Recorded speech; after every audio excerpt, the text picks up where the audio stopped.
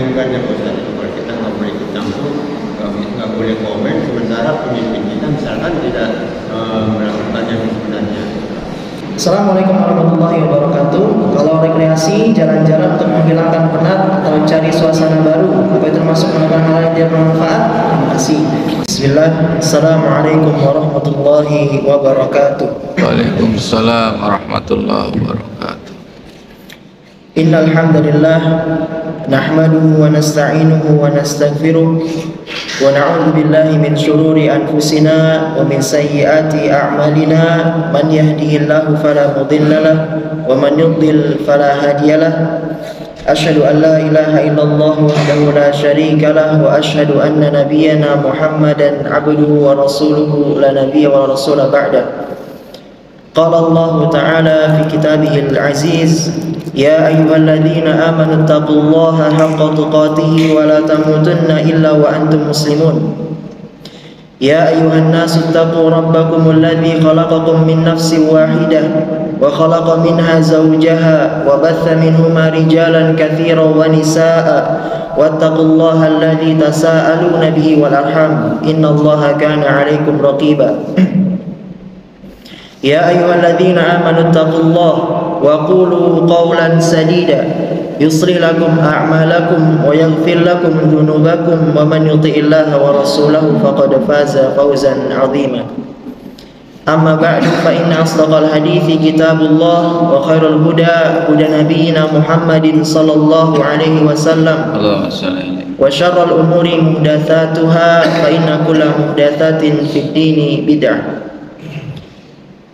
Ma'asyiral muslimin wal muslimat, jamaah salat subuh Masjid Jami Nurul Ikhwan yang semoga Allah Subhanahu wa taala senantiasa meliputi kita semua dengan rahmatnya, kasih sayangnya, dan juga kelak ampunannya insyaallah.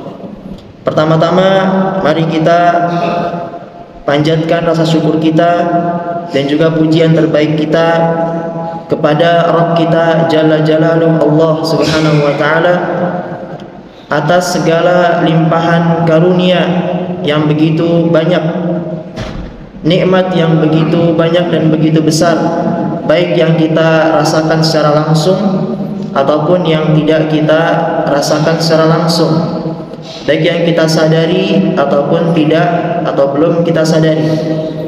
Lalu kemudian juga tidak lupa kita panjatkan juga doa, salawat serta salam kepada Nabi kita yang mulia Muhammad sallallahu alaihi wasallam, makhluk termulia, Nabi dan Rasul termulia, makhluk atau sebaik-baiknya makhluk yang pernah menginjakkan kedua kakinya di muka bumi ini.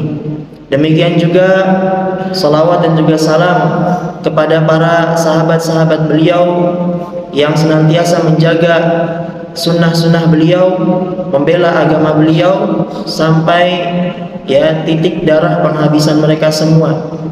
Demikian juga semoga keselamatan dan juga salawat Allah kepada para pengikut ajaran Nabi Muhammad sallallahu alaihi wasallam, baik generasi di awal ataupun generasi yang akan datang setelahnya sampai hari kiamat. Di pagi hari yang Allah berkahi ini dan juga dalam kondisi kita telah melaksanakan satu ketaatan yang begitu besar, faidahnya tentu sangat besar juga, di tempat yang diberkahi juga, di keadaan yang diberkahi juga insyaallah, yaitu keadaan kita menuntut ilmu, yang mana menuntut ilmu merupakan suatu jalan, sebuah jalan agar seseorang itu bisa meraih surga Allah, sebagaimana dalam hadis Nabi sallallahu alaihi wasallam dalam Sahih Muslim, wa man salaka tariqan yaltamisu fihi ilman sahhalallahu lahu bihi tariqan ilal jannah. Dan barang siapa yang menempuh suatu jalan, baik jalannya jauh ataupun dekat, dari rumah ke masjid atau bahkan dari kota ke kota atau bahkan dari negara ke negara, yaltamisu fihi ilman, yang mana dia menempuh jalan ini untuk mencari satu ilmu saja, sahhalallahu bihi tariqan ilal jannah, maka niscaya Allah akan memudahkan jalan untuknya untuk mendapatkan surga. Maka semoga Allah Subhanahu wa taala senantiasa menjadikan kita dirahmati dengan bentuk, yaitu kecondongan hati kita untuk senantiasa yang mendatangi majelis-majelis ilmu, baik di sini ataupun di tempat yang lainnya. Di pagi hari ini kita akan melanjutkan pembahasan, mengkaji, meneliti, menelaah bersama hadis-hadis yang dikumpulkan oleh Imam An-Nawawi rahimahullahu taala dalam kitab beliau yang dikenal dengan Al-Arba'in atau kitab Arba'in atau hadis Arba'in. Ya, dan sudah kita sebutkan bahwa beliau sebetulnya menamakan kitab beliau ini, atau kalau bahasa Arabnya itu kutaib.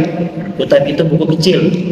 Ya, meskipun kecil, ringkas, namun luar biasa. Dari zaman beliau sampai hari ini masih dipelajari buku beliau ini, yang merupakan suatu keberkahan dan juga merupakan suatu investasi, ya, yang mana meskipun beliau sudah tidak ada, beliau sudah wafat, maka ada pahala yang mengalir untuk kubur beliau. Ya, bahkan setiap nama beliau disebutkan, orang-orang akan menyebutkan rahimahullah, semoga Allah merahmatinya. Ya, ini merupakan suatu nikmat yang begitu besar dan juga merupakan tanda keikhlasan Imam An-Nawawi dalam menulis kitab ini. Ya, judul bukunya yang sebenarnya adalah yaitu Al-Arba'un fi Mabanil Islam wa Qawaidil Ahkam. 40, yaitu 40 hadis, meskipun jumlahnya 42. Ini namanya pembulatan, ya. Ya, kalau bahasa Arabnya itu jamrul kasri, ya, pembulatan pecahan. Ya, Arba'un 40 hadis fi Mabanil Islam, yang isinya adalah bangunan-bangunan Islam, ya, pondasi-pondasi Islam, wa qawaidil ahkam, dan juga kaidah-kaidah hukum. Jadi satu hadis ini bisa menjadi sebuah kaidah dalam banyak permasalahan, dan tentunya beliau mengumpulkannya dengan keilmuan fikih beliau, dan mazhab beliau adalah mazhab Asy-Syafi'i. Hadis yang ke-12. Al-haditsu ats-tsani asyara an Abi Hurairah radhiyallahu anhu qala, dari sahabat yang mulia Abu Hurairah, semoga Allah Subhanahu wa taala meridhoinya, dia mengatakan, qala Rasulullah sallallahu alaihi wasallam, Rasulullah sallallahu alaihi wasallam bersabda, min husni islamil mar'i, di antara ciri tanda bagusnya keislaman seseorang, tarkuhu ma la ya'ni, adalah dia meninggalkan segala sesuatu yang tidak bermanfaat, tidak berguna, tidak penting, bukan urusannya. Ya. Haditsun hasanun, kata Imam An-Nawawi, hadis ini adalah hadis yang derajatnya hasan. Wa rawahu Tirmidzi wa ghairuhu hakadha. Demikian juga diriwayatkan oleh Imam At-Tirmidzi dan selain beliau sama. Ya. Hadis ini dinyatakan hadis yang hasan oleh Imam An-Nawawi, yang mana kita semua sudah mengetahui, ya, dalam ilmu mustalah hadis, ya. Mustalah itu merupakan salah satu ilmu alat. Ya, ilmu alat itu kalau bahasanya, kalau dalam bahasa Arab, ya, grammar. Kalau belajar bahasa itu grammarnya. Ilmu alat ada ilmu bahasa, ilmu mustalah, ada ilmu usul fikih, ada ilmu qawaid fikih, ada ilmu usul tafsir, ya, usul-usul, qawaid-qawaid, ini namanya ilmu alat. Demikian juga mustalah. Dalam ilmu mustalah sudah kita pelajari pembukaan yang paling pertama, ya, dalam kajian ini, yaitu bahwasannya derajat hadis, ya, ada 3. Ya, yang mana tentunya kalau misalkan dikelompokkan secara besar, ada kelompok-kelompok hadis yang secara asal memang makbul, ya, diterima tanpa perlu dipikir-pikir lagi, silakan dikerjakan, silakan disampaikan, dan seterusnya. Ada kelompok hadis-hadis yang hukum asalnya mardud, hukum asal, ditolak, ya. Namun perlu dirinci. Yang kelompok yang ditolak ini perlu dirinci. Adapun yang kelompok-kelompok hadis yang diterima, yang makbul tadi, ada hadis sahih, ya, derajatnya sahih. Yang kedua, derajatnya ada sahih li ghairi namanya. Sahih li ghairi adalah yaitu kumpulan hadis-hadis hasan yang banyak sekali, yang satu pembahasan, yang lafadznya sama, berkumpul jadi satu, maka naiklah hadis itu ke derajat hasan li ghairi, sahih li ghairi. Ya, hadis sahih karena sebab yang lain, li ghairi karena sebab yang lain. Ya, ini hadis-hadis hasan banyak, ya, satu judul, satu tema, hadisnya misalkan ada 10-20 lafadznya sama tentang bab itu, maka akan menaikkan derajatnya. Yang ketiga, derajatnya hadis hasan, ya, sahih li ghairi, hasan, ya. Dan yang keempat, hasan li ghairi, yaitu kumpulan hadis-hadis yang riwayatnya dhaif, lemah, ya, namun bukan lemah sekali atau lebih rendah lagi, dikumpulkan yang jumlahnya begitu banyak dalam satu pembahasan, satu tema, satu bab, maka naiklah derajatnya menjadi hasan li ghairi. Hasan li ghairihi karena sebab yang lain, ya, sebab hadis-hadis yang lain yang membantunya, maka naiklah dia menjadi hasan li ghairi. Hadis sahih disebut hadis sahih apabila memenuhi 5 syarat dalam ilmu mustalah. Ya, yang pertama ittisalus sanad. Nah, jadi kita ini perlu tahu, ya, bahwasannya dari zaman kita saat ini sampai zaman Nabi SAW hidup, ya, bagaimana bisa hadis-hadis itu yang berkumpul sampai ke kita? Bagaimana hadis-hadis itu bisa tertulis dalam kitab-kitab? Maka ada yang namanya sanad. Sanad itu rantai, ya, yakni maksudnya kumpulan orang-orang yang meriwayatkannya secara estafet dari Nabi SAW, didengarkan oleh para sahabatnya menyimak dengan baik, menghafalkannya dengan baik, disampaikan di kajian-kajian mereka, murid-murid mereka menyimak hadis tersebut, menghafalkannya dengan baik, tidak merubah lafadznya sedikit pun, ya, orang-orangnya solih dan sebagainya, terus ya diriwayatkan lagi dan seterusnya. Mereka menghafalkan, buka kajian lagi, murid-muridnya menghafalkan lagi, buka kajian lagi, sampai tertulislah di buku-buku hadis. Ya, maka hadis sahih itu yang pertama apabila dia sanadnya ittisal, bersambung, tidak terputus. Ya, binaqlin adlin, yang disampaikan oleh penukil atau perawi yang adil, ya, yang salih. Binaqlin adlin dhabitin an mithlihi ila muntahahu.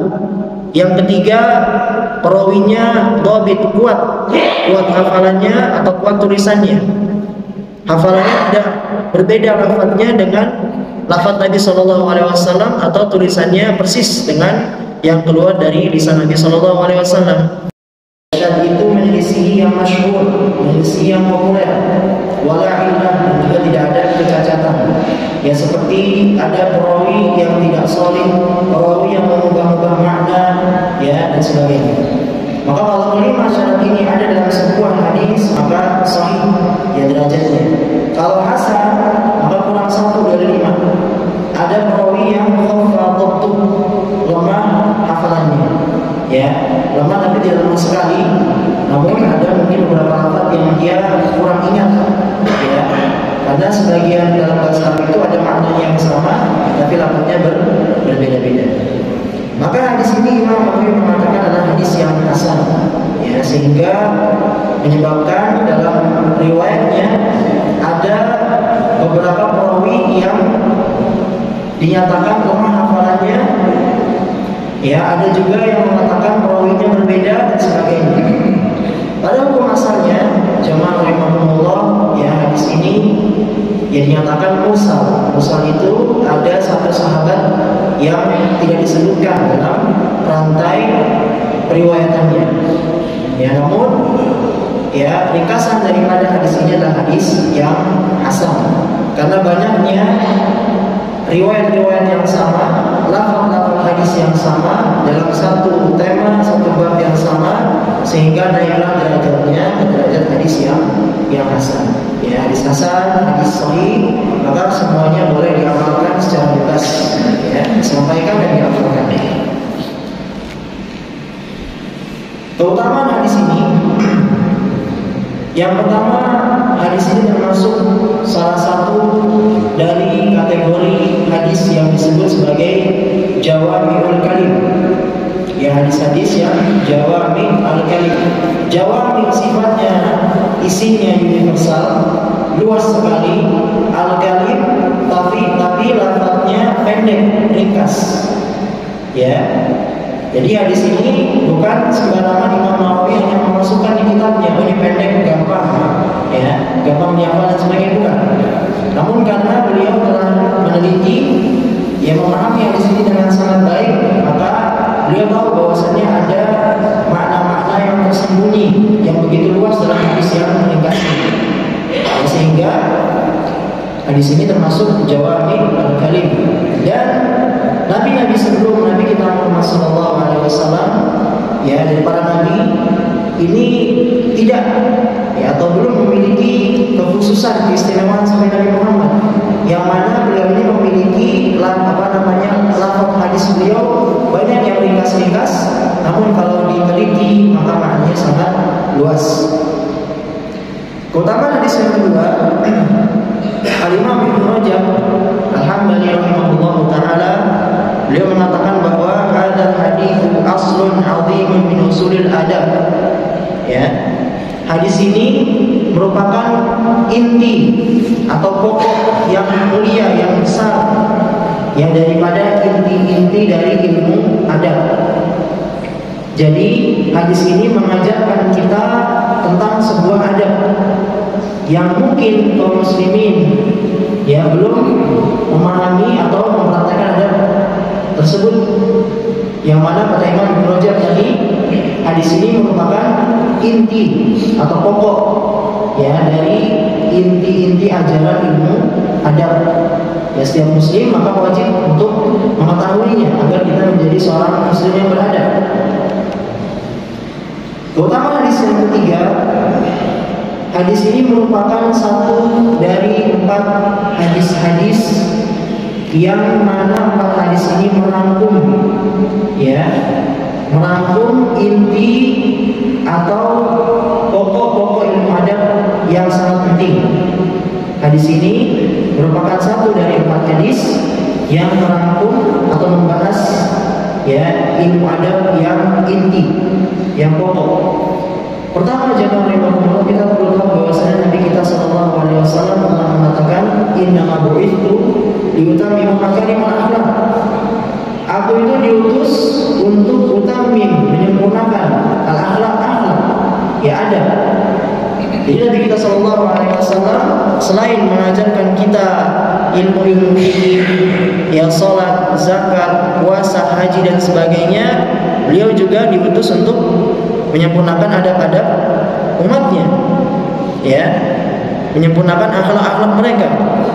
Sehingga hadis ini merupakan satu dari 4 ilmu adab yang perlu kita ketahui dan pelajari. Dan alhamdulillah 4 hadis ini telah dikumpulkan oleh Imam Nawawi dalam kitab beliau ini. Jadi 4 hadis ini yang isinya tentang adab tersebut, ya, ada semua dalam kitab Arba'in An-Nawawi. Yang pertama hadis yang sedang kita bahas saat ini, ya, hadis ke-12, yaitu hadis tentang meninggalkan yang tidak bermanfaat. Hadis yang kedua, hadis yang ke-13 dalam kitab Arba'in. Hadis ke-13 mengajarkan kita tentang menjaga ukhuwah Islamiyah, ya, menjaga persaudaraan, ya, menjaga ikatan kaum muslimin. Ya, Nabi SAW katakan, la yuminu ahadukum hatta yuhibba li akhihi ma yuhibbu li nafsihi. Tidak beriman salah seorang dari kalian sampai dia itu, ya, menyayangi, mencintai saudaranya seakan-akan dia mencintai dirinya sendiri.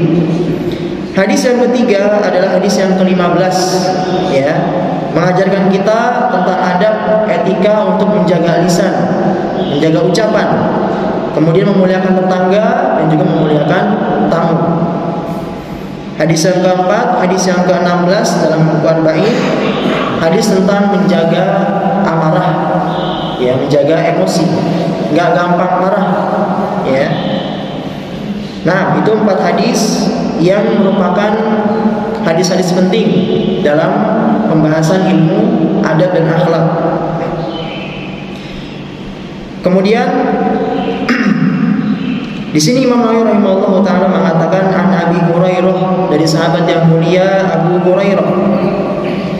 Kita alhamdulillah sudah membahas ya secara ringkas sebagian dari biografi yaitu sahabat yang mulia Abu Hurairah. Ya, beliau ini sudah kita bahas pada hadis yang ke-9 dan ke-10 dalam kitab Arba'in. Ya. Ringkasnya yakni Abu Hurairah merupakan sahabat Nabi SAW yang mana hafalan beliau ini sangat banyak, hafalan hadisnya.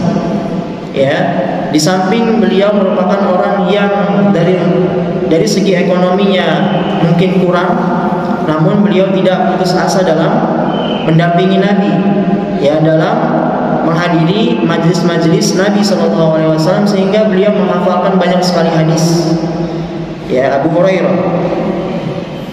Abu Hurairah tentu nama beliau bukan Abu Hurairah. Nama asli beliau adalah Abdurrahman bin Sakhr. Abdurrahman bin Sakhr. Setiap nama orang yang dawai dengan Abu Bakar, Abu Hurairah, ya, dan yang lainnya disebut kunyah, sehingga bukan nama aslinya. Kecuali kalau memang dia dilahirkan dengan nama tersebut, maka nama asli. Tapi kalau di zaman para sahabat, maka itu kunyah. Abu Bakar bukan nama asli Abu Bakar, nama aslinya Abdullah, ya, Abdullah bin Abi Quhafah. Nah, silakan dicek nanti di pembahasan hadis yang ke-9 tentang wajibnya ittiba' Rasul, wajibnya ya mengikuti mutaba'ah, mengikuti ajaran Rasul SAW. Dan juga hadis ke-10 juga diriwayatkan oleh Abu Hurairah juga, hadis tentang Allah itu hanya menerima yang baik-baik saja. Kemudian Rasulullah SAW bersabda, min husni islamil mar'i. Huruf min dalam hadis ini ya tidak atau bukan bermakna dari. Ya, ini ya bagi yang belajar bahasa Arab, yang min di sini tidak atau bukan bermakna dari.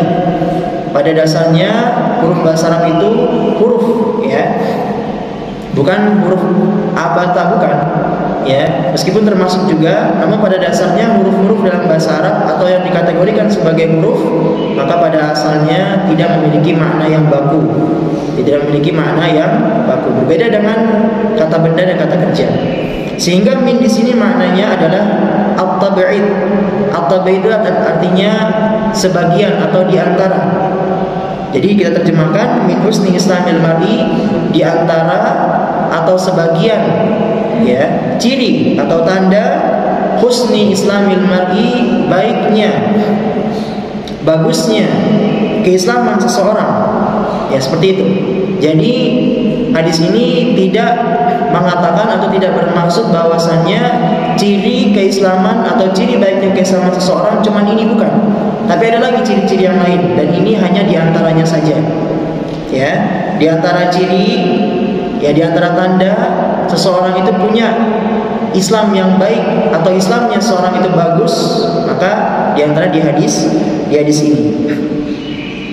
Maksud dari sabda beliau min husni islamil mar'i adalah min madhahiri husnihi wa min adillati kamalihi wa sidqi imani sahibihi wa iltizamihi bil islami qawlan wa fi'lan. Ya, min madhahiri islam, min madhahiri husni. Maksud dari lafaz sabda beliau min husni islamil mar'i adalah min madhahiri husni, yaitu tanda-tanda yang nampak, yang terlihat dari baiknya keislaman seseorang.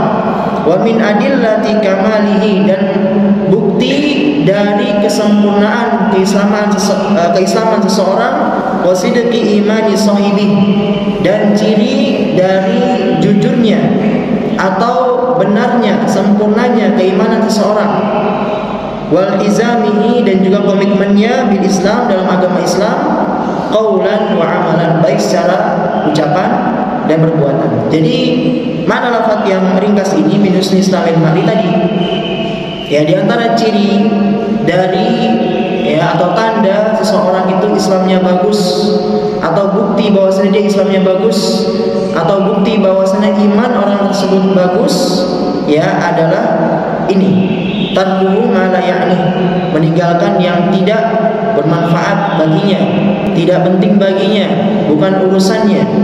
Ya, nanti kita akan bahas secara rinci insyaallah. Nah, seseorang itu jika dia telah mengamalkan hadis ini, maka itu menandakan imannya sudah semakin bagus, sudah semakin baik.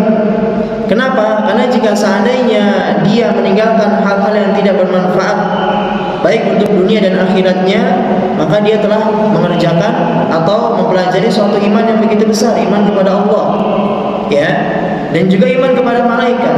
Dia mengimani ada malaikat-malaikat yang bertugas untuk mencatat amalan dan perbuatan, maka dia kurangi hal-hal yang tidak bermanfaat, ya.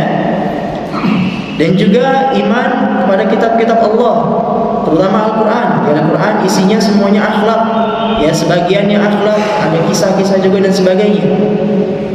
Ya, maka ketika Aisyah radhiyallahu taala anha ditanya, ya, apa akhlak Nabi SAW atau bagaimana akhlak Nabi SAW wahai ibunda Aisyah, karena Aisyah itu istri yang paling sering Rasulullah SAW tinggal di rumahnya. Maka para sahabat penasaran, gimana sih akhlak Nabi SAW? Maka Aisyah menjawab, kana khuluquhu Al-Quran. Akhlak Nabi itu Al-Quran. Ya, semua di Al-Quran maka beliau amalkan. Semuanya ada dalam diri beliau. Ya, dan juga orang yang beriman kepada Rasul, maka dia akan meninggalkan yang kurang bermanfaat. Orang yang beriman dengan hari akhir juga akan meninggalkan hal yang tidak bermanfaat. Ya, orang yang beriman dengan takdir, qada dan qadar juga sama. Apabila dia ingin takdirnya baik, bagus, maka dia kurangi hal-hal yang tidak bermanfaat.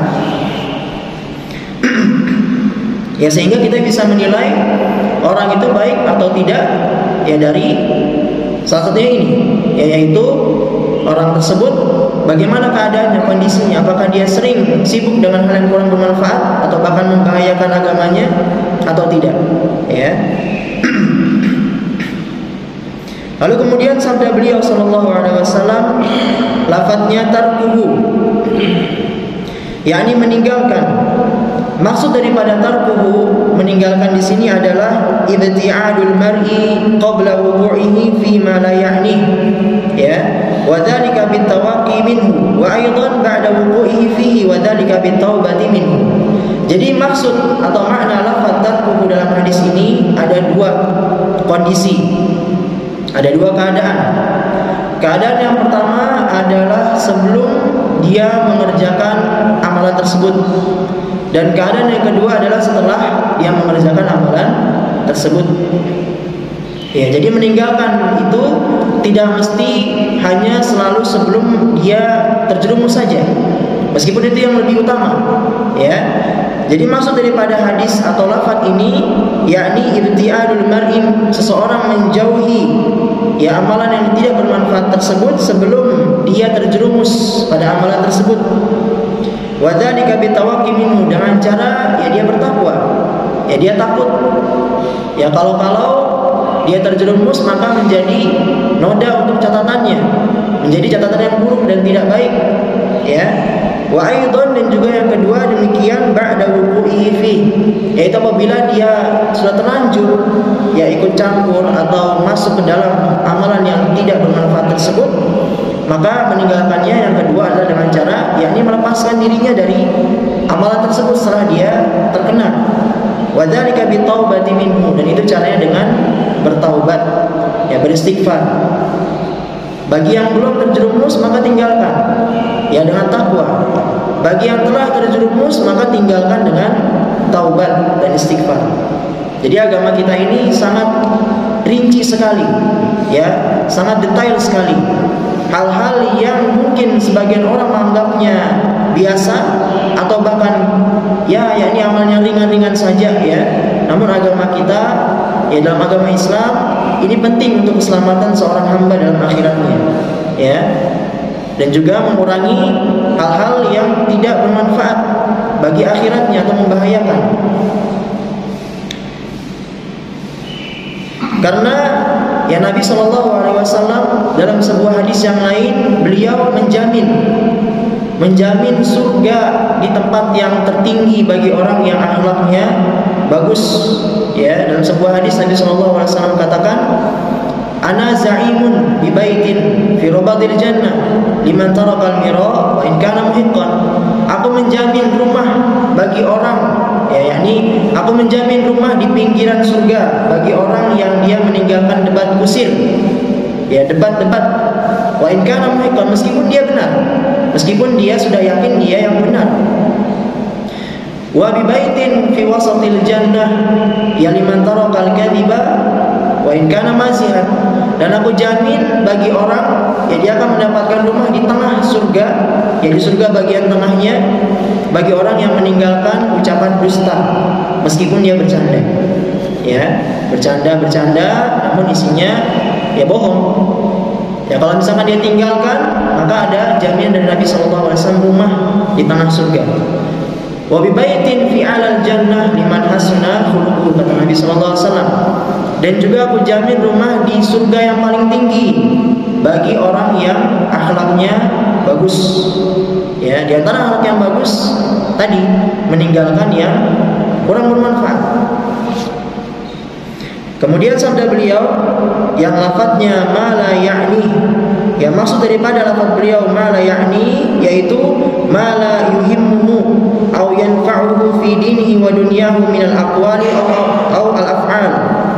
Ya, maksud dari lafaz beliau ma la ya'ni adalah segala sesuatu yang tidak penting, tidak bermanfaat, dan juga bukan urusan atau bidangnya dia di situ.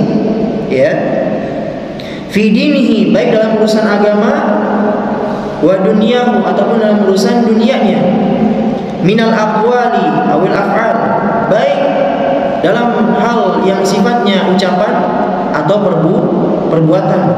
Jadi yang tidak bermanfaat itu bisa sifatnya ucapan lisan atau perbuatan, ya, secara fisik. Jadi itu maksud daripada ucapan beliau ma la ya'ni, yang tidak penting baginya, tidak bermanfaat baginya, dan juga bukan urusan ataupun bidangnya. Ya, tentu saja yang tidak dimaksud dari tidak penting atau tidak bermanfaat baginya adalah yang tidak penting dan yang tidak bermanfaat menurut timbangan syar'i, yang menurut timbangan syariat. Kalau syariat menganggapnya tidak penting, ya, namun bagi dia penting, maka tinggalkan karena timbangannya syariat. Dan sebaliknya, kalau seandainya, ya, menurut syariat ini penting, tapi bagi dia ini sepele, ini kurang penting bagi saya, gak ada manfaatnya buat saya, bukan urusan saya, maka lakukan karena timbangannya syariat. Ya, baik dalam urusan agama, ya, akhirat, dan juga dunia. Kalau urusan akhirat maka sudah kita ketahui semua. Lalu bagaimana dengan urusan-urusan yang dunia? Apa saja hal-hal yang dianggap oleh syariat, ya, tidak penting atau tidak bermanfaat, atau apa saja yang dikecualikan daripada itu. Ya, maka dalam hal-hal duniawi yang dibolehkan dalam syariat, kita mengamalkannya, bergelut dalamnya, meskipun sifatnya duniawi adalah segala sesuatu yang sifatnya hukum asalnya mubah. Ya, hukum asalnya mubah. Mubah itu, ya, tidak ada, yakni pahala dan juga tidak ada hukuman bagi yang mengerjakannya. Namun orang-orang yang mengurangi hal-hal mubah dalam hidupnya adalah orang-orang yang termasuk as-sabiqunal awwalun, orang-orang yang ada di barisan utama. Ya, orang-orang yang dalam hidupnya mengurangi sifat-sifat yang mubah, ya, yang hukum asal meskipun gak ada dosanya, maka dia termasuk as-sabiqunal awwalun, orang-orang yang ada di barisan pertama dari orang-orang yang berlomba-lomba. Ya, adapun yang dibolehkan dalam syariat, yakni seperti contohnya semua amalan yang bisa atau yang dengannya bisa mengais rizki, ini boleh dalam hal duniawi, ya, tidak ada larangan. Bahkan Allah Subhanahu wa taala mengatakan wala tansa nasibaka minad dunya, dalam surat Al-An'am, jangan kamu lupakan bagianmu dalam urusan duniamu, ya, yakni akhirat utama. Tapi jangan sampai sibuk dengan akhirat, lupa makan, ya, lupa minum, lupa bekerja, ya, sehingga umurnya atau gampang sakit, umur menjadi pendek dan sebagainya. Adapun sifat-sifat ataupun amalan-amalan yang bisa mendukung akhiratnya agar lebih banyak dia beramal, maka ini diutamakan. Ya, sehingga ini dikecualikan. Ya, bekerja sibuk pagi sampai malam, ya silakan. Ya, agar dia terhindar dari kelaparan, kehausan, maka silakan. Dan suka berolahraga, ya, maka diteruskan. Apalagi kalau misalkan niatnya agar ibadahnya lebih rajin, lebih kuat fisiknya untuk bisa berdiri sholat dan sebagainya. Yang dikecualikan juga misalkan seperti ya ada orang yang dia menggeluti sesuatu amalan yang bermanfaat sehingga dia menyibukkan dirinya ya dalam melatih atau mengembangkan skillnya misalnya, maka ini boleh. Atau juga ada orang yang membangun sebuah proyek ya bangunan dan sebagainya, maka dia sibuk di situ, maka silakan boleh. Ya, karena ada manfaatnya dalam urusan dunianya. Demikian juga yang dikecualikan juga bersenda gurau bersama keluarga dan kerabat. Ya, hukum asalnya bersenda gurau, ya, bercanda-bercanda hukum asalnya ya mubah-mubah saja boleh. Tapi kalau bercanda isinya kontennya berbahaya maka jadi haram. Tapi kalau misalkan manfaatnya ataupun niatnya untuk menghibur teman yang sedih atau keluarga, menyambung tali silaturahim, ya maka ini dianjurkan. Ya, sehingga hal-hal tersebut yang tadi disebutkan ini dikecualikan dari hal-hal yang tidak bermanfaat.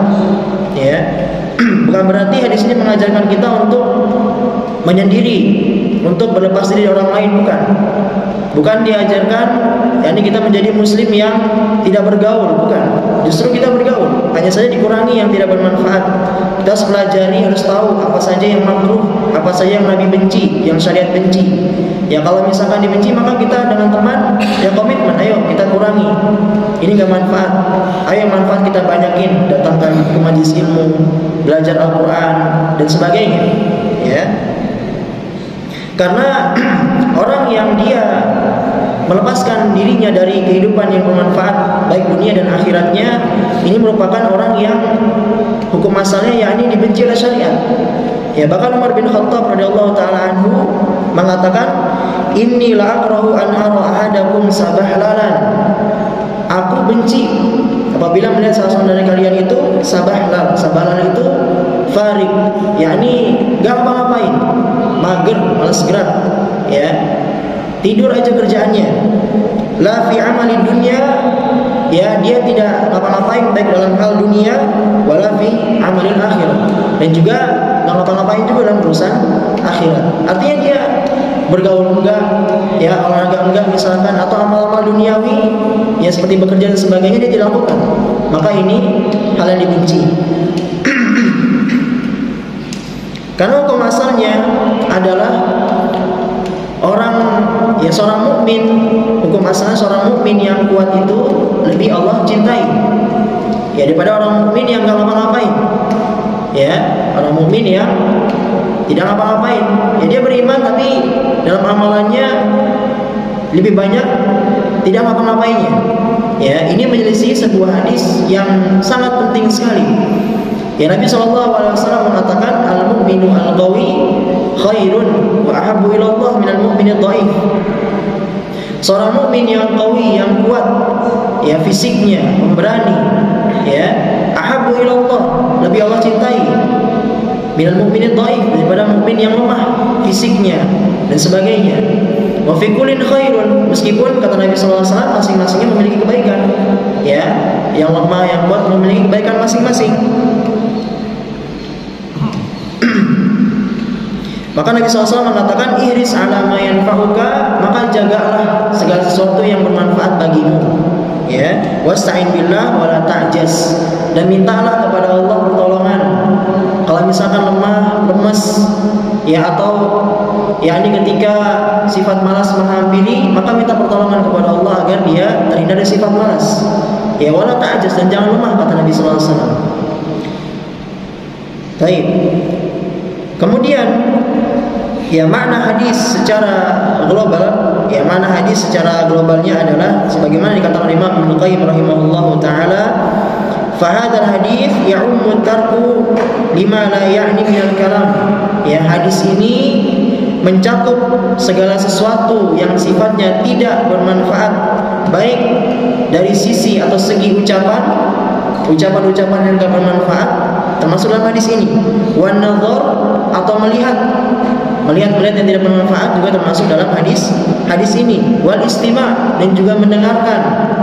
Wal batash, dan juga menyentuh. Wal masyu, dan juga berjalan. Ya, berjalan menempuh perjalanan ke tempat-tempat yang tidak bermanfaat juga termasuk dalam hadis ini. Wal fikr, dan juga memikirkan segala sesuatu yang tidak bermanfaat. Wasairil harakatil zahirah wal batinah, dan juga segala sesuatu pergerakan yang sifatnya zahir, nampak, wal batinah, dan juga yang tersembunyi. Fahadil kalimatu kafiyatan atau kafiyatun syafiyatun fil wara'. Ya, semua kalimat ini, yakni lafaz hadis ini, semuanya adalah mengajarkan kita tentang sifat wara'. Ya, sifat wara' itu adalah meninggalkan segala sesuatu yang bisa membahayakan kehidupan akhirat. Kalau misalkan tidak bermanfaat, tidak berguna, ya dalam untuk catatan kebaikan, maka ini kalau kebanyakan bisa madarat, bisa menyebabkan kehidupan akhirnya bahaya. Ketika ditimbang kebanyakan yang enggak manfaatnya, ya naudzubillah.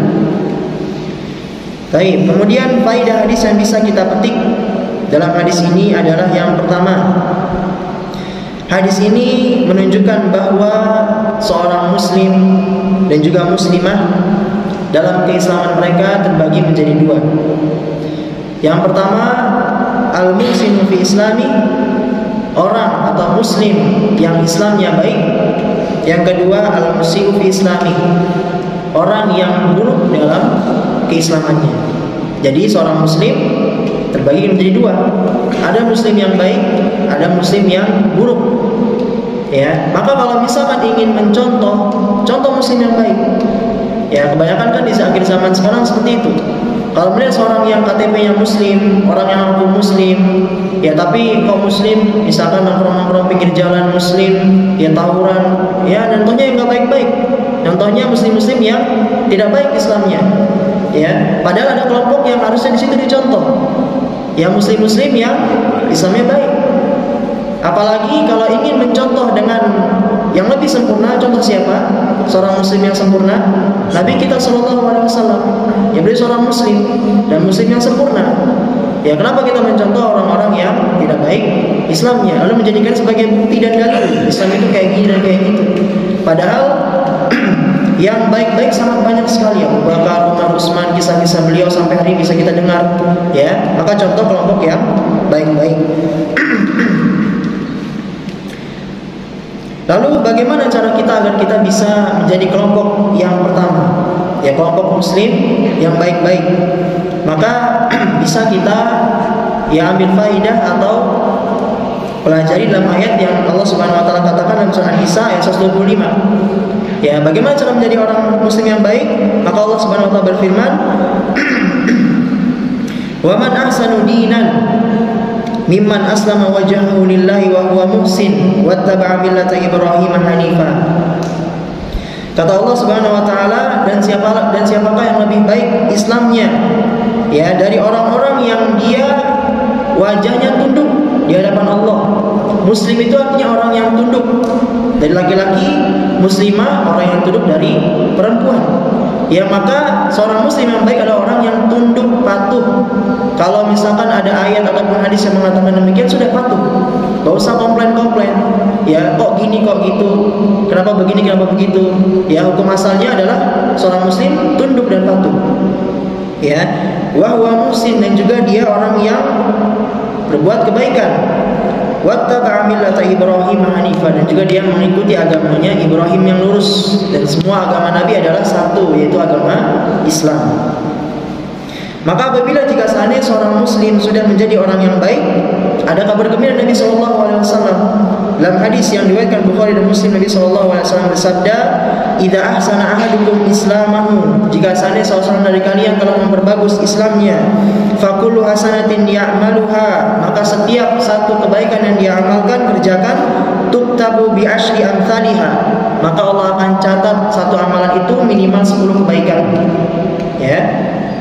ila 700 dhifin, bahkan sampai kata Nabi SAW 700 kali lipat.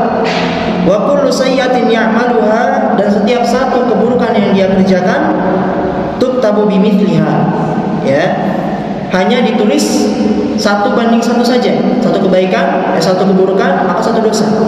Tapi kalau 1 kebaikan maka 10 pahala minimalnya, sampai 700 kali lipat. Hatta yalqallah, kata Nabi, sampai dia berjumpa kepada Allah.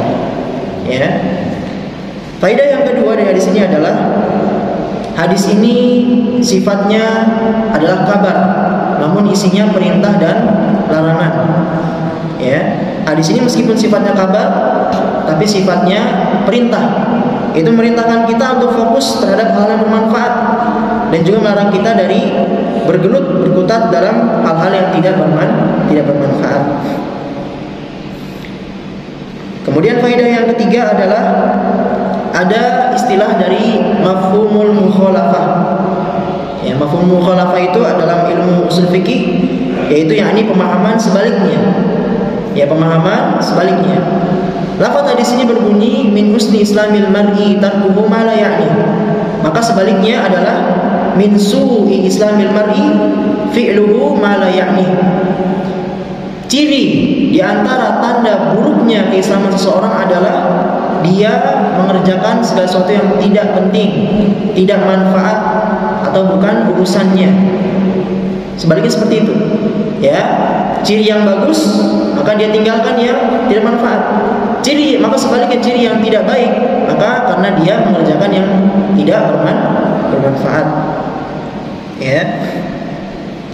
Al-Imam Al-Hasan Al-Basri rahimahullahu taala mengatakan min alamati iradillahi taala 'anil 'abdi an yaj'ala syughluhu fi ma la ya'ni. Di antara tanda ciri, ya, tanda-tanda Allah Subhanahu wa taala itu sudah berpaling dari seorang hamba, enggak mau melihatnya lagi, tidak peduli dengannya lagi, adalah membiarkan dia sibuk dalam segala sesuatu yang tidak bermanfaat. Kalau ada orang yang dia kehidupan sehari-harinya sibuk hal yang enggak bermanfaat, ya, bahkan berdosa dan sebagainya, naudzubillah, maka ini tanda-tanda ciri, ya, bahwa Allah Subhanahu wa taala sudah tidak memperdulikannya lagi. Ya, kalau dia ingin kembali maka kembali. Ya. Bukan kita sebagai seorang hamba yang justru mengharapkan Allah itu memberikan hidayah, bukan. Justru kita yang cari. Allah itu memiliki nama Al-Malik, Raja. Sedangkan kita Abdun. Abdun itu artinya hamba sahaya, budak kalau ilmu fikihnya. Ya. Maka apa, ya, keutamaan keagungan seorang budak dari seorang raja? Kalau misalkan budak ingin diperhatikan raja, maka dekati raja, bukan sebaliknya. Seperti itu. Ya, maka di antara ciri orang yang dia Allah tidak ingin melihatnya, Allah sudah berpaling darinya, Allah membiarkannya dia, adalah dia sibuk dalam hal yang tidak berguna. Faedah yang keempat dari sini adalah terdapat larangan untuk, ya, mengikut campuri suatu urusan yang dia tidak dimintai dan bukan ahli atau bukan bagian di bidang tersebut. Ada larangan dalam hadis ini untuk ikut campur dalam hal yang dia nggak diminta untuk ikut campur, ya, atau bukan ahlinya dia di situ dan juga bukan bagian dari kelompok atau bidang tersebut. Ya, namun ini perlu dirinci. Apa saja yang tidak boleh diikut campuri dan apa saja yang justru harus ikut campur. Ya, adapun yang tidak diperbolehkan untuk ikut campur, yang pertama dalam hal dunia adalah seperti, nah, ini yang pertama, hukum asalnya mencalonkan diri menjadi pemimpin. Mencalonkan diri menjadi pemimpin ini termasuk ikut campur dalam urusan yang dia bukan atau ahlinya. Ya, hukum asalnya Bapak, mencalonkan diri menjadi pemimpin. Ya, saya mencalonkan diri menjadi ketua RT, ketua RW, bupati, presiden. Maka hukum asalnya ini masuk dalam hadis ini. Kecuali kalau kondisinya seperti zaman Nabi Yusuf. Ya, zaman Nabi Yusuf nggak ada orang yang ahli di bidang pertanian, di bidang perbendaharaan, cuma dia doang. Maka Nabi Yusuf alaihissalam mencalonkan dirinya. Ya, tunjuk saya menjadi khazainul ardh, kata Nabi Yusuf dalam surat Yusuf. Ya, menjadi orang yang menghitung, yakni keuangan. Karena di zaman itu tidak ada yang ahli kecuali Nabi Yusuf. Ya. Tapi kalau misalnya banyak, apalagi di Indonesia banyak sekali, maka jangan berlomba-lomba menjadi pemimpin. Karena kalau sudah pemimpin, antum harus siap konsekuensinya. Gak cuma di dunia saja tanggung jawabnya, di akhirat di depan Allah antum diminta tanggung jawab. Ya, ini rakyat kenapa ini miskin? Kenapa rakyat kelaparan? Kenapa rakyat masih mencuri? Ya, apakah kurang dan sebagainya? Siap-siap jawabannya. Ya, kenapa? Demikian juga RT, bupati, sebagainya, semuanya pemimpin akan dimintai pertanggungjawaban. Kata Nabi SAW, kullukum ra'in, semua kalian itu adalah pemimpin. Wa kullukum mas'ulun an ra'iyati, dan semuanya akan dimintai pertanggungjawaban dari apa yang dia pimpin. Tidak boleh ikut campur dalam urusan negara lain. Ya, ada negara yang lagi ribut. Ya, kita di Indonesia aman-aman aja, tapi sibuk komen-komenan, sibuk ngasih fatwa-fatwa, masya Allah. Padahal nggak diminta. Ya, tapi dia ikut campur.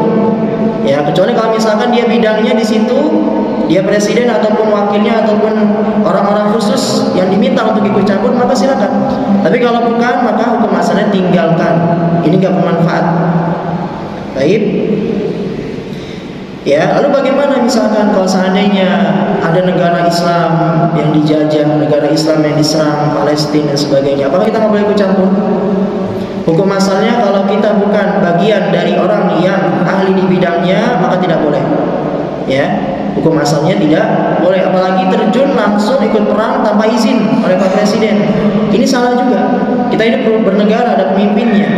Kecuali kalau antum yang memimpin, antum muslim, antum alim dan sebagainya, antum memerintahkan rakyat antum untuk perang, silakan perang. Tapi kalau misalkan tidak ada mandat, ya keputusan perizinan, maka jangan ikut campur hukum asalnya. Lalu bagaimana kita kalau misalkan kondisi seperti ini? Ya, hanya satu keadaan yang boleh kita ikut campur dalam kondisi seperti ini. Misalkan saudara-saudara kita di negara lain yang muslim dihabisi, dibantai, cuma satu keadaan yang kita boleh ikut campur, yaitu ikut campur dalam urusan doa. Ya, ikut campur dalam urusan doa saja. Ya, tidak perlu kita sampai menghujat sebagainya. Ya, naudzubillah, bahkan sampai misalkan negara sana tersinggung karena rakyat sini. Ya, karena dia akhirnya apa? Perang negara. Ya, ini makanya jadi bahaya. Jadi hukum asalnya tidak boleh ikut campur dalam urusan negara lain. Yang kedua, dalam urusan akhirat, yang kita tidak boleh atau tidak bermanfaat, tidak berguna dalam hal itu adalah memikirkan bagaimana dan bagaimana dalam hal yang sifatnya ilmu gaib. Segala suatu perkara yang sifatnya gaib, Allah tidak sebutkan ciri-cirinya, bentuknya, sifatnya dalam hadis ataupun ayat, maka hukum asalnya kita lepas diri. Ya, nggak perlu kita pusing-pusing, ya, naudzubillah, sampai membagaimanakan. Allah dalam Al-Quran mengatakan Allah punya tangan. Ya, bal yadahu mabsuutatan, kata Allah. Ya, dalam sebuah hadis Allah punya kaki. Ya, yaitu ketika neraka jahanam mengatakan minta tambah, maka Allah turunkan kakinya sampai neraka jahanam bilang cukup. Ya, kita mengimani, namun tidak boleh membagaimanakan. Ya, haram. Ya, kalau sibuk maka masuk dalam hadis ini nggak berguna. Ya, tidak bermanfaat. Seorang muslim harusnya dia patuh, cukup beriman saja. Ya, dan banyak sekali hal gaib ya yang kita bukan urusan kita untuk ya menggeluti atau ikut campur dalam hal tersebut. Kemudian contoh lain dalam hal akhirat juga mempelajari ilmu kalam, mempelajari ilmu filsafat. Hukum asalnya tidak bermanfaat karena ilmu filsafat ini ilmu yang mengedepankan akal, dan filsafat adalah fitnah, musibah pertama yang muncul pada zaman Imam Syafi'i di Baghdad. Fitnah di mana semua orang di zaman itu wajib mengatakan Al-Quran makhluk. Karena sebab Mu'tazilah orang-orang yang mengedepankan akal. Ya, padahal Al-Quran kalamullah.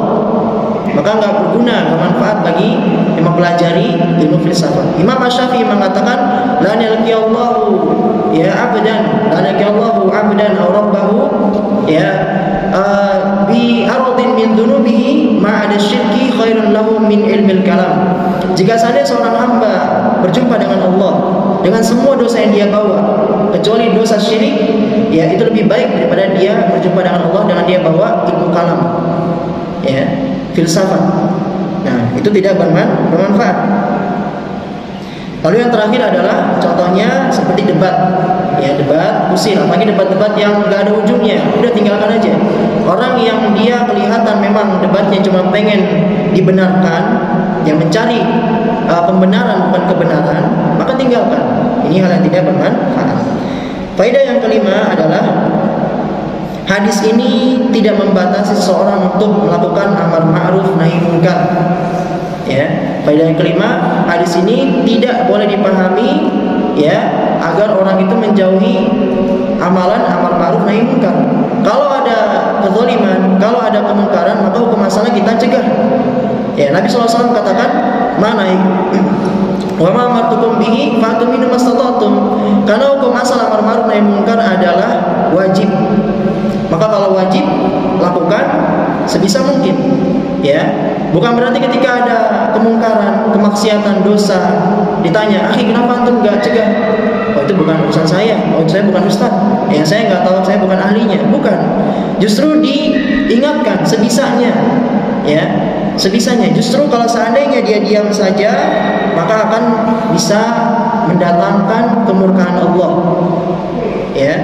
Nabi SAW katakan, "Innan nasa idza ra'aw zaliman." Sesungguhnya jika seandainya manusia melihat suatu kezaliman, falam ya'khudhu 'ala yadayhi, namun mereka tidak cegah, ausyaka an ya'ummahumullahu bi'iqabihi minhu. Ya, hampir-hampir Allah akan menimpakan azab kepada mereka semua secara merata. Maka benar, kalau seandainya ada kemaksiatan, ya, dosanya ya dia, tapi musibahnya satu kampung musibahnya. Ya, banjir, longsor, gempa. Itu yang berdosa siapa, Pak? 1-2 orang. Yang kena musibah berapa yang kena? Satu kota. Ya, apalagi seperti misalkan yang dahulu pernah rame ya di Palu. Ya gimana itu? Allah murka sekali. Ya semuanya kena. Ustazahnya juga kena. Qadar Allah. Ya, namun mereka semua pasti akan dibagikan dalam keadaan berbeda-beda. Dibagikan dalam keadaan sholih dan juga sebaliknya. Alhamdulillah. Ya, maka dari itu jika seandainya ingin ya kehidupan kita lebih lama terhindar dari musibah, maka kurangi kemaksiatan. Atau kalau ada kemungkaran, kemaksiatan dicegah, diingatkan sebisa mungkin. Jangan semuanya diam. Apalagi yang memiliki wewenang, memiliki kekuasaan, kalau diam saja, maka ini lebih-lebih lagi akan mendatangkan kemurkaan Allah. Faedah yang keenam adalah meninggalkan yang tidak bermanfaat merupakan satu sebab di antara sebab-sebab seseorang bisa meraih surga Firdaus. Ya, Allah Subhanahu wa taala katakan dalam surah Al-Mu'minun ayat ketiga, yaitu walladzina hum 'anil lagwi mu'ridun. Ya, qad aflahal mu'minun, orang-orang yang beriman telah bahagia. Alladzina hum fi shalatihim khashi'un, itu orang-orang yang mereka salatnya khusyuk. Walladzina hum 'anil lagwi mu'ridun, dan juga mereka yang hal-hal yang sedang gurau, yang gak manfaat, yang bukan urusannya, bukan ahlinya, tidak dimintai, mereka tinggalkan. Ya, maka mereka sibuk dengan hal yang bermanfaat saja. Baik. Yang terakhir, ya, kita tutup dengan dua perkataan ulama. Yang pertama perkataan Imam Asy-Syafi'i rahimahullahu taala, beliau mengatakan salasatun tuzidu fil aql. Ada 3 perbuatan yang bisa menambah keselamatan akal. Ya, jadi kalau misalkan orang itu akalnya ingin akal yang tunduk, bukan akal-akal yang mohon maaf ya, seperti akalnya yang dalam surat, yaitu akalnya iblis laknatullah alaih, yang mana ketika Allah perintahkan untuk sujud, maka dia balas dengan akal. Ya, ketika Allah SWT mengatakan, qala ya iblis ma mana'aka an tasjuda lima khalaqtu bi yadayya astakbarta am kunta minal 'alin. Wahai iblis, apa yang menghalangimu dari untuk sujud dari yang aku ciptakan? Apakah kamu sombong atau kamu merasa paling tinggi? Maka iblis menjawab dengan apa? Qala ana khairun minhu. Kata iblis laknatullah alaih, ya, aku lebih baik daripada dia, wahai Allah. Ya, khalaqtani min nar wa khalaqtahu min tin. Engkau ciptakan aku dari api, sedangkan kau ciptakan dia dari tanah. Ya, api kalau sama tanah diadu kan menang api. Kalau pada iblis kayak gitu. Maka ini akal-akal yang rusak. Ya, maka Imam Asy-Syafi'i ada 3 hal yang bisa menjernihkan akal. Yang pertama, mujalasatul ulama. Ya, sering menghampiri majlis-majlis ulama, duduk di majlis-majlis ilmu. Wa mujalasatus sholihin, dan juga duduk-duduk bersama orang-orang salih. Ya, alhamdulillah kita semua insyaallah termasuk orang-orang salih, ya. Atau minimalnya kita semua termasuk orang-orang yang ingin menjadi salih.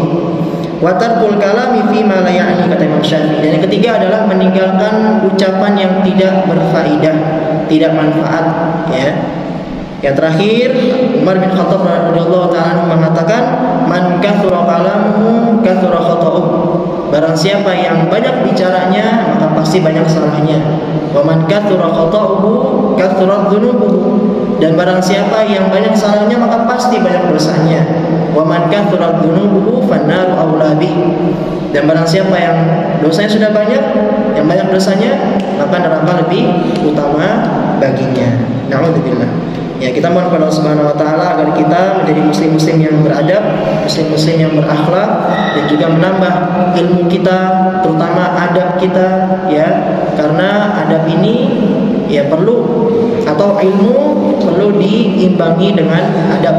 Ya, seseorang yang berilmu akan tunduk apabila dia juga mempelajari ilmu adab. Wallahu taala a'lam.